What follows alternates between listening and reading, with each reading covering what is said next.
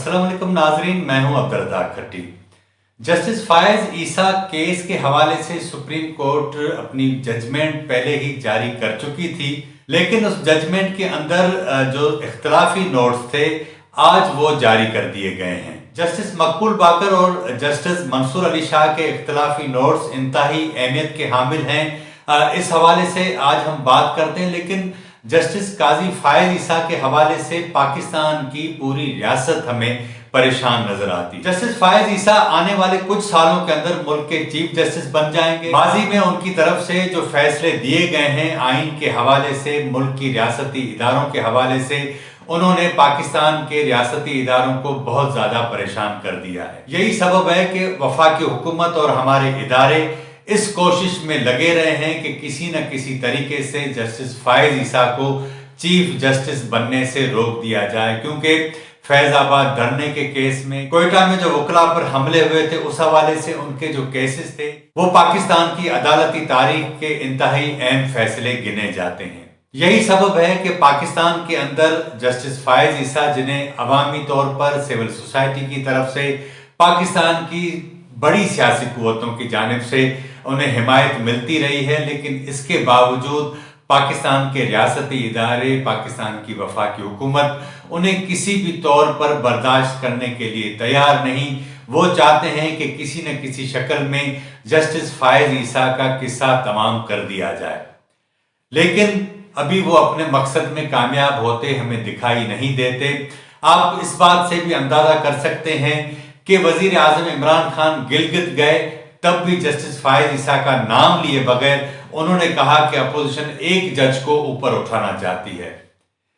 मामला यह है कि आप अदालती मामलात के अंदर, पाकिस्तान के रियासती इदारों के मामलात के अंदर जिस तरह वजीर आजम एक फरीक बनकर सामने आए हैं, नतीजे में उनकी जो क्रेडिबिलिटी है वो भी मशकूक हो चुकी है। इस सारी सूरत के अंदर अगर कोई वजीर आजम जजेस के ऊपर सवाल उठाए, मुल्क के रियासती इदारों के अहम ओहदेदारों पर खुलकर बात करे, पहले कहे कि मैं इतना बाख्तियार हूँ, मैं जमहूरियत हूँ, फिर कभी कहे कि मैं चीन का निज़ाम लाना चाहता हूँ, कभी कहे मैं रियासत मदीना बनाना चाहता हूँ, कभी कहे मैं ईरान का निज़ाम लाना चाहता हूँ, कभी कहता है कि अगर मैं वजीर आजम होता और कारगिल पर किसी आर्मी चीफ ने चढ़ाई की होती तो मैं उसे खड़े खड़े फारिग कर देता। मुख्त इस तरह की बचकाना बातें इस बात का वाज़ेह पता देती हैं कि हमारे वजीर आजम इंतहाई कंफ्यूज नजर आते हैं, मुख्तलिफ मामलात पर मुख्तलिफ बातें करते हैं। इस सारी सूरत में दो जजेस की जानिब से जो इख्तलाफी नोट सामने आए हैं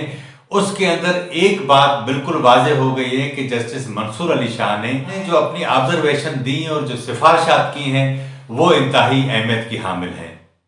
उन्होंने सदर की दिमागी हालत पर सवाल उठाया है, उन्होंने वफा की हुकूमत की हालत पर भी सवाल उठाया है, और जो शहजाद अकबर का असेट रिकवरी यूनिट है उस पर भी सवाल उठाया और ये सिफारिश की है कि इनके खिलाफ फौजदारी कार्रवाई की जाए। मैं पहले आपको ये बताऊं कि इख्तलाफी नोट में है क्या। इख्तलाफी नोट में वाज़ेह तौर पर कहा गया है कि वफाकी हुकूमत ने गैर आईनी तरीके से जस्टिस फायज ईसा को हटाने की कोशिश की। 68 सिफात पर मुश्तमिल जस्टिस मकबूल बाकर के इख्तलाफी नोट में कहा गया है कि मौजूदा हुकूमत ने जस्टिस काजी फायज ईसा को ओहदे से हटाने के लिए रेफरेंस दायर किया। जस्टिस काजी फायज ईसा को गैर कानूनी तरीके से ओहदे से हटाने की कोशिश की गई। उनके अहले खाना का मामला FBI भेजने की मुखालफत करते हैं। जस्टिस मंसूर अली शाह ने इख्तलाफी नोट में लिखा कि ये केस अदलिया की आज़ादी, एहतसाब का सवाल यह है कि क्या हम आइन के ताबे हैं या कोई भी आइन को पामाल कर सकता है। क्या हुकूमत आइन को पसे पुश्त डालकर बुनियादी हुकूक सलब कर सकती है। जस्टिस मंसूर अली शाह ने मजीद कहा कि शहजाद अकबर और असेट रिकवरी यूनिट की टीम के खिलाफ फौजदारी कार्रवाई की जाए। नादरा और FBI हुकाम जिन्होंने गैर कानूनी तरीके से मालूमात दी, उनके खिलाफ भी कानून के मुताबिक कार्रवाई की जाए। जस्टिस काजी फायज ईसा की मालूमात लीक करने का मामला चीफ जस्टिस के सामने रखा जाए। सदर ममलिकत ने समरी भेजने से पहले अपना दिमाग इस्तेमाल नहीं किया। मौजूद जज और उनकी अहलिया को दीगर शहरियों की तरह कानूनी तहफ़्फ़ुज़ हासिल है।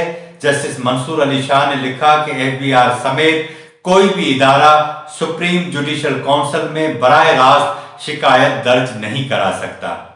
वफाकी हुकूमत काबीना की मंजूरी के बगैर रेफरेंस नहीं भेज सकती। किसी भी जज के हवाले से मालूमात सदर के पास भेजी जा सकती हैं ताकि सदर अपनी राय कायम कर सके। सदर ममलिकत की जानिब से गुज़िश्ता 2 सालों के दौरान जो आईनी और कानून की खिलाफ वर्जियां की गई और उसके तहत सुप्रीम कोर्ट और Islamabad high court, Balochistan high court ने जो उनके फैसले ऑर्डिनेंस मुस्तरद किए, उसके नतीजे में एक प्रोग्राम हम पहले कर चुके थे, लेकिन ये इख्तलाफी नोट साबित करता है कि सदर ममलिकत की अब अपने ओहदे पर रहने का जवाज नहीं रहा। सदर ममलिकत की जानिब से जो आइन और कानून के साथ खिलवाड़ किया गया, अब वो किसी से ढका छुपा नहीं। सुप्रीम कोर्ट ने बिल्कुल इस सिलसिले में पूरा नकाब खींचकर उतार दिया है और उन्होंने सदर ममलिकत की दिमागी हालत पर भी सवाल उठाया है। यही सूरत हाल हमारे वजीर आजम साहब की है और यही सूरत हाल काबीना के दीगर वज़रा की भी है।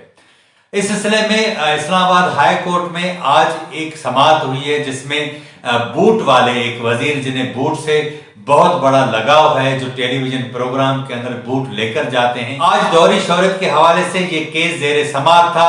आने वाले दिनों में इस सिलसिले में इंसाफ होता है या नहीं होता, ये तो बात की बात है, लेकिन लग ऐसा रहा है कि अदालतों में हुकूमत की जो सुबकी होती जा रही है, उसके नतीजे में उसकी ख्वारी और उसकी रुसवाई में मजीद इजाफा होता जा रहा है।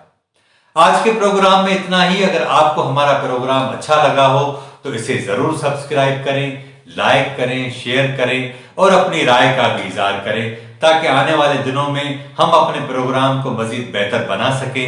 मुझे इजाजत दीजिए। अल्लाह हाफिज।